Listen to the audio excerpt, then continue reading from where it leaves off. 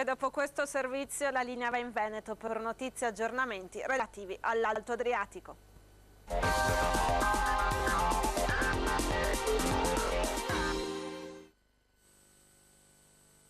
Grazie quindi alla collega Anastasi e ai colleghi di Udine, ben ritrovati dalla nostra pagina veneta del TG di Video Regione. Accanto a me l'ospite di questa sera, Daniele Stival, assessore regionale alla protezione civile. Buonasera assessore. Buonasera a voi.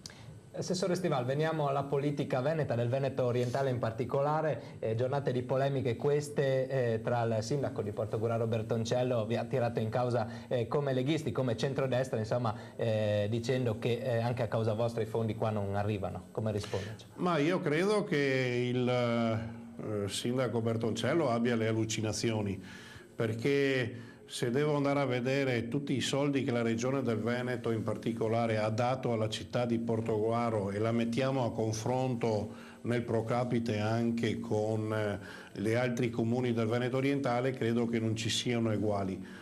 Dopodiché ovviamente se dobbiamo far polemica, come ad esempio oggi la faceva sulle autorizzazioni per biomasse e biogas, è colpa della Lega. Gli ricordo anche in questo caso, visto che evidentemente ha le allucinazioni nei confronti della Lega, che nei 5 anni passati della scorsa legislatura assessore all'energia era il presidente Galan.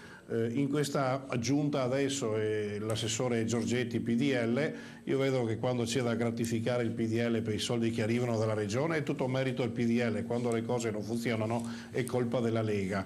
Evidentemente ha molte allucinazioni, ma pazienza, se così gli permette di essere famoso, che continui a sparare stupidate. Grazie quindi all'assessore regionale alla protezione civile della Lega Nord Daniele Stival. Noi chiediamo